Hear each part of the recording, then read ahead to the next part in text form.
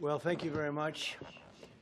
That was very unexpected, but incredibly acted upon by Secret Service and law enforcement. And this was an event dedicated to freedom of speech that was supposed to bring together members of both parties with members of the press. And in a certain way it did, because the fact that they just unified, I saw a room that was just totally unified. It was in one way very beautiful, a very beautiful thing to see. A man charged a security checkpoint armed with multiple weapons, and he was taken down by some very brave members of Secret Service, and they acted very quickly and have just released, for purposes of transparency, clarity, I've ordered it to be put out. You probably have it by now, put out on Truth and put out on many of the platforms. A tape showing the violence of this thug that attacked our Constitution, and also showing how quickly Secret Service and law enforcement acted on our country's behalf. Really did a great job. One officer was shot, but saved by the fact that he was wearing obviously a very good bulletproof vest. He was shot from very close distance with a very powerful gun, and the vest did the job. I just spoke to the officer, and he's doing great. He's in great shape. He is has very high spirits, and we told him we love him and respect him, and he's a very proud guy. He's very proud of what he does, Secret Service agent. And we looked at all of the conditions that took place tonight, and I will say, you know, it's not a particularly secure building. And I didn't want to say this, but this is why we have to have all of the attributes of what we're planning at the White House. It's actually a larger room, and it's much more secure. It's drone-proof, it's bulletproof glass. We need the ballroom. That's why Secret Service, that's why the military are demanding it. They've wanted the ballroom for 150 years for lots of different reasons, but today's a little bit different, because today we need levels of security that probably nobody's ever seen before. But everyone owes a tremendous debt of gratitude to the courage of law enforcement, the law enforcement, and working with the D.C. police, and we just spoke with the mayor. And when we're finished, the police chief is going to take over and discuss it also from their viewpoint. But they also performed exactly as they were supposed to, and you see the attacker in different positions, but you also see the attacker totally subdued and under control. So as you know, this is not the first time in the past couple of years that our republic has been attacked by a would-be assassin who sought to kill. In Butler, Pennsylvania, less than 2 years ago, you all know that story, and in Palm Beach, Florida, a few months after that, we came close. We really had, again, we had some great work done by law enforcement. But in light of this evening's events, I ask that all Americans recommit with their hearts in resolving our difference peacefully. We have to resolve our differences. I will say, you had Republicans, Democrats, independents, conservatives, liberals, and progressives. Those words are interchangeable, perhaps, but maybe they're not. But yet everybody in that room, big crowd, record-setting crowd. There was a record-setting group of people, and there was a tremendous amount of love and coming together. I watched, and I was very, very impressed by that. But we were, First Lady and I were taken very well care of, very quickly rushed off the stage. Vice President J.D. Vance, who's here, was likewise beautifully done. He was just saying how quickly everybody acted, law enforcement, Secret Service in particular in this case, but law enforcement. Marco had the same thing. Pete was there. Pete didn't want any help. He didn't want anybody to help him. He doesn't want anybody to help him, but he did get some, didn't you? And I think you also said that it was very impressive. So with that, I'd like to ask Todd Blanche to come up, say a few words, and tell you it's already underway. The man has been captured. They're going to his apartment. I guess he lives in California, and he's a sick person, a very sick person. And we don't want things like this to happen. I think it's very important that I say, though, and I told the representatives of the evening, they did such a beautiful job. It was such a beautiful evening. And again, they're talking about free speech in our Constitution. That's what it's all about, not just White House Correspondents. It was really based on free speech in our Constitution. But I said very importantly that we'll do it again within the next 30 days, and we'll make it bigger and better and even nicer. So I just want to thank everybody that was involved. I also want to thank the press, the media. You've been very responsible in your coverage. I will say I've been seeing what's been out. You've been very responsible. So Todd Blanche, I'd like to say a few words, and then we're going to have cash. And then you're going to go on. We can ask, I guess we can take a couple of questions. I want to thank the First Lady that was a rather traumatic experience for her. There was a lot of action taking place up there very quickly. But again, the response time was really incredible.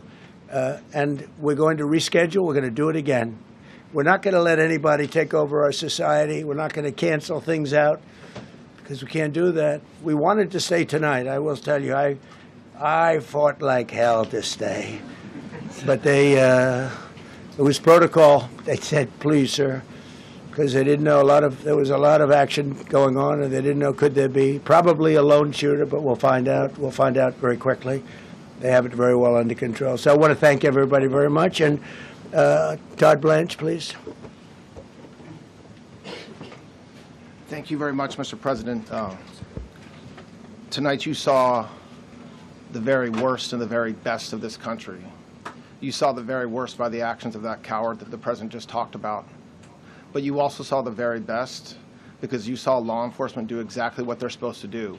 And you'll see the videos come out, I expect, very shortly, and you'll see law enforcement do exactly what we want them to do. And so I echo what President Trump just said, that we are extraordinarily grateful and appreciative of the men and women of law enforcement that did their jobs tonight, including one who was injured. This investigation is ongoing. I expect you will see charges filed shortly. The charges should be self-evident, given the conduct, but as you'll hear, there will be multiple charges surrounding the shooting, around the possession of firearms, and anything else that we can get on this guy. The investigation is obviously ongoing and just started. There is federal law enforcement already working on search warrants and doing their job, and I don't want to get ahead of them and don't want to get ahead of the work that they're doing even as we speak. Director Patel and I were just on the crime scene a short while ago, and everybody in this room should rest assured that the Metropolitan Police Department, the FBI, Secret Service, everybody's on the scene doing their job. I know that the police chief is going to give an update from the scene as soon as we're finished here, and I obviously will lead the details of what they have learned to him. But in the meantime, I just want to thank everybody in this room for the courage. And I want to thank President Trump for his words, and I promise you, justice will be served. Thank you. Dr. Patel. Thank you, General. Thank you, Mr. President. The President's absolutely right. You saw the best resolve of American law enforcement because you, Mr. President, inspire them 24/7, 365. You give them the resources that they need, and they know that you have their back. And that is a changing dynamic in this country, and that's why you saw brave Secret Service agents respond immediately, swiftly, subdue and take down the suspect, and safeguard the lives of thousands of individuals at that hotel.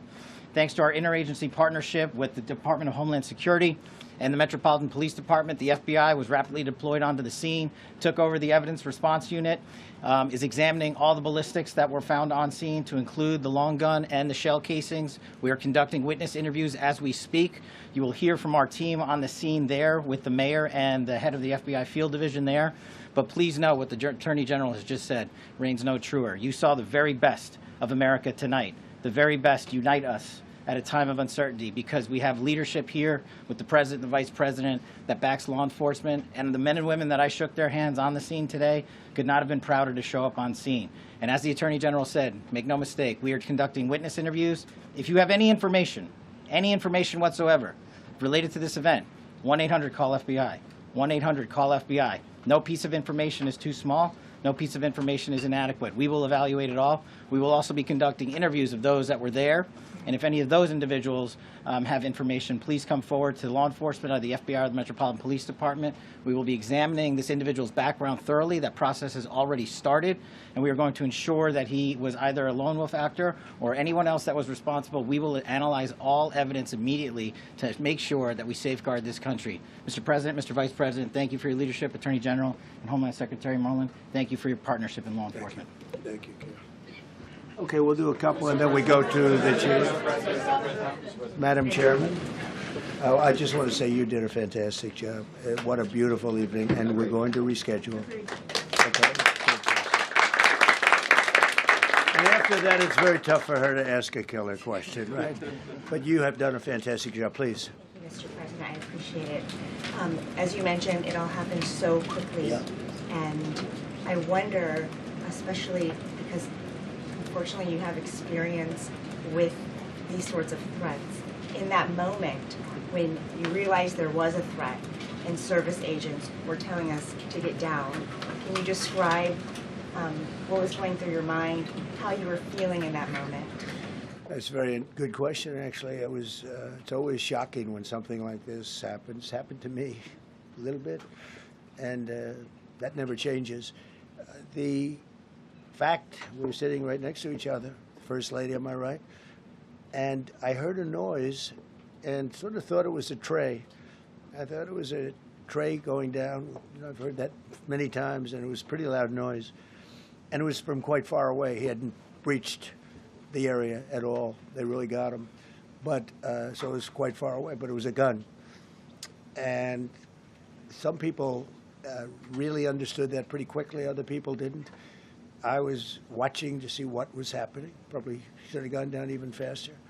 Melania was very cognizant, I think, of what happened. I think she knew immediately what happened. She was saying, that's a bad noise. And we were whisked away along with other people, but we were really whisked away. And again, the performance of the Secret Service and the police, all of the law enforcement, I thought was really good. So it was very quick. There wasn't a lot of time to be thinking, because it was a matter of seconds before we were out the door and gone into an area. We very much, and you wanted to too, we very much wanted to continue it, because I don't like to let these sick people, these thugs, these horrible, horrible people, change the fabric of our life, change the course of what we do. So we held out. You were there. We held out right till the end, but they didn't want to take a chance, and I understand there was protocol. But we're going to be doing one hopefully within the next 30 days or sooner, and I am ready, willing, and able. And I was all set to really rip it. And I said to my people, this would be the most inappropriate speech ever made if I said one. So I'll have to save it. I don't know if I could ever be as rough as I was going to be tonight. I think I'm going to be probably very nice. I'll be very boring the next time, but we're going to have a great event. And you did a fantastic job. Thank you very much. Peter, go ahead.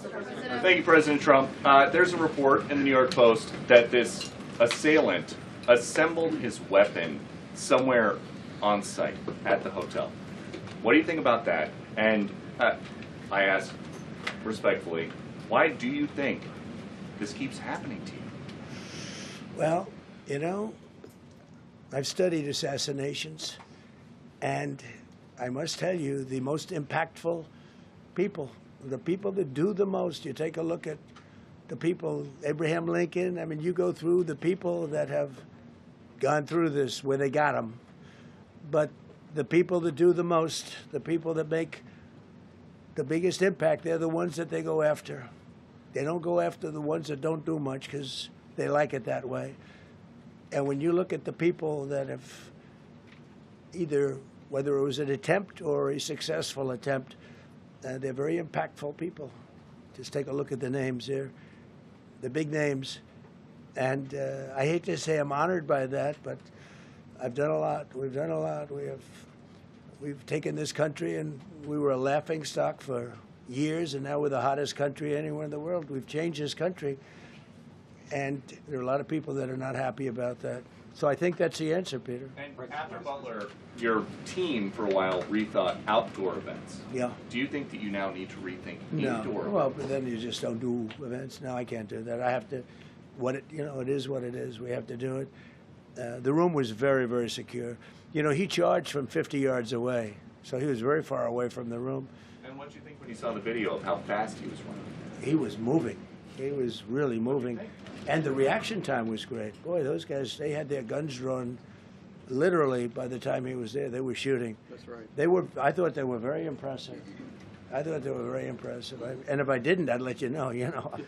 I'm not going to be, I would not stand for that. No, I thought they were very impressive. Thank you, President Trump, and thank you for updating us on the Thank you. suspect earlier. Were you aware of any threats? Was your team aware of any threats beforehand? And do you believe you were the target of this tonight? I guess. I mean, these people they're crazy.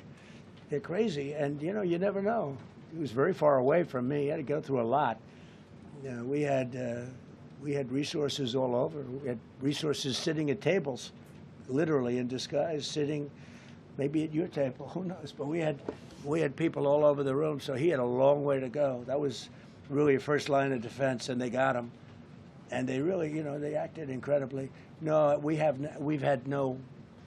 was no notification. We had no idea. Go ahead, Do you know Kevin. any political motivations from this? Well, you never know. Now, we'll be able to tell you that maybe by tomorrow or the next day. He's in custody, and they're asking him a lot of questions. I guess they're going over, Todd, and they're already at his apartment. He lives in California. Yes, sir.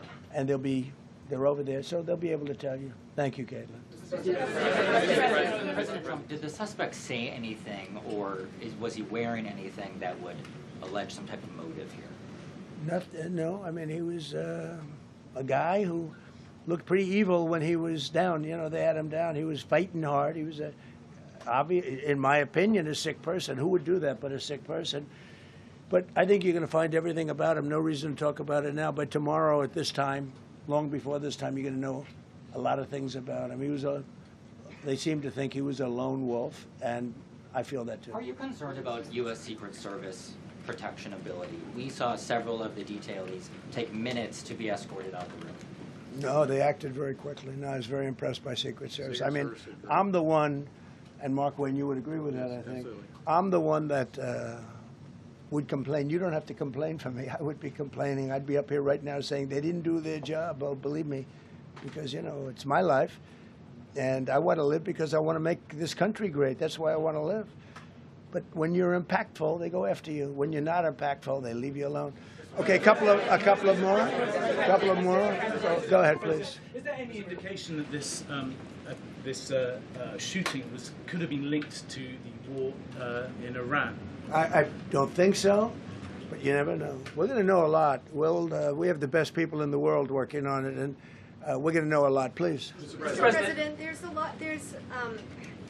You, as well as some of us who have covered Butler, experienced another horrific day 2 years ago. Yeah. What felt similar? You had the First Lady with you today. What felt different? And you have another 2+ years in office. Are you concerned about something like this happening Well, I again? can't be concerned. I can only get great people. They did the job, in my opinion, a much better job than Butler. Butler had one weak spot that we all know about. Somebody should have been up there. But even Butler, we had our sniper on our side within 4.2 seconds from a distance of about 400 yards, one shot, and he was gone. And if he didn't do it, now, he's David. His name was David. I say, hello, David, every time I see him. David, I like you very much, David. But think of that. Now, if he doesn't hit him, and he hit him right between the eyes from 400 yards without any notice, nobody knew. He heard a sound. He looked over, and there was actually a tree that was somewhat in his way. You know the story very well. And he aimed, he fired, and if he didn't do that, beyond me, you would have had a lot more people killed. We lost one great person and 2 people very badly hurt. They're okay now. But no, that was, so in a sense, they It was pretty amazing the job they did. But they did have that one weak spot, as you know. They should have had that covered. Tonight they had everything covered very quickly, and he was fast. He was running full blast, and they got him before they got any further. I was very far away. You know, he hadn't anywhere close to breach the doors of the ballroom. The ballroom was sealed, and everybody in there. That's why once those doors opened, they didn't want to do tonight. If the doors weren't opened, we could have probably done it tonight. But I think we're much better off rescheduling. Yeah, please. Mr. President, for you and perhaps law enforcement as well, what is the level of confidence that this was a lone actor, and has the suspect made any statements to police while in custody? Yeah, I think it's just look, it's not my profession. We have great professionals up here and outside that have been working with us. My impression is he was a lone wolf, whack job. These are crazy people. These are crazy people, and they have to be dealt with. We had that in the second attempt, as you know, and he's spending life in prison because if you let him out, they'll probably, you know, if he serves 10 years or 15 years, you let him out, he'll probably try it again with somebody else. They're sick people. We have a lot of sick people. But you're going to know, I think very shortly, you're going to know, Todd, a lot about him. You're going to know a lot about him. Yeah, a couple of more. Yeah, please, go ahead. Are you concerned about political violence? This could be politically motivated. All violence. You know, I'm concerned about everything. Look, but I can't be so concerned that you can't function. No, I'm here. It's a dangerous profession. You know, I tell the story, race car drivers, I think it's very dangerous. So if you take 1% and then take about 10% of 1%, just to break it down very easily, they die. So much less than 1%, 10% of 1%. I think bull riding is very dangerous. If you take about the same, 10% of 1%, much less than 1%. But if you take presidents, it's 5.8%. And about 8% are shot at. So nobody told me this was such a dangerous profession. If Marco would have told me, maybe I wouldn't have run. Maybe I would have said, I'll take a pass. No, it's a dangerous profession, but I don't view it that way. Look, I'm here to do a job. It's part of the job. It is a dangerous, I can't imagine that there's any profession that's more dangerous. But I love the country, and I'm very proud. I'm very proud of the job we've done. You see what's happened. We have a great country. We've got, I think, the most successful, the hottest country anywhere in the world. This happened over a period of just a year, and we're going to do great things. But with that come risks. There's no question about it. Yeah. To that end, I mean, there's been so much political violence, not just aimed at yourself, but at other members of, members of Congress, state house speakers, you name it. Is that just the cost of doing business to do politics in America anymore? Yeah, well, what does that say about our country? Too. You know, we're not the only country. You look at this great violence with all countries. I was talking to somebody from another country today, and they have numerous assassinations of political figures all over the world. You look at South America, it's like some of the numbers are just horrific. It's dangerous. It's dangerous stuff, whether it's here or someplace else. No country is immune. No country. Good question. Is it possible to turn that temperature down at this point? Well, probably if I decided to just not do much, if I let everybody rip us off and take advantage of us. Look, we're leading the world in trade now. We're leading the world in the military. We're the greatest military in the world. I rebuilt it in my first term, and now we use it because we have no choice. We can't let, as an example, Iran, we can't let them get a nuclear weapon. Everything will be peanuts compared to that if they ever were given a nuclear weapon, and they'd use it too. Marco and I were talking about it today. They would use it without even hesitation. We can't do that. It was a shame. I said, oh boy, look at the numbers. We just broke 50,000 in the Dow. We just broke 7,000 in the S&P. They said we couldn't do it in 7 years, in 5 years, 4 years. They were saying maybe in 5 or 6 years. And we did it in 1 year. And I called everybody together. I called all of these people and others, and I said, we have to take a little journey. I seek to do this. We just had the great number. We just broke 50,000. Wasn't supposed to happen during my term. Wasn't reachable. We did it in 1 year, and I said, we're going to have to make a journey to Iran. They're going to have a nuclear weapon if we don't do it. We had the B-2 bombers take them out. I terminated in the first term the Obama agreement, the Iran nuclear agreement, which was a disaster. That was a road to a nuclear weapon. They would have used it. They would have used it 100%. So, you know, when you do things like that, you become a target. If I wasn't doing that, I guess I'd be a lot less of a target. But I'm honored to be. Okay, one more question. Go ahead. Yeah, go ahead. Thank you, President Trump. Thank you, President Trump. Did you know how the gun was brought into the hotel? And also, how does this event impact you as the leader of our country? Do you think it will change your I leadership? like not to think about it. I lead a pretty normal life, considering, you know, it's a dangerous life. I think I handle it as well as it can be handled. I think a lot of other people, you know, you read stories where they become basket cases. To be honest with you, I'm not a basket case. I really take it as it is.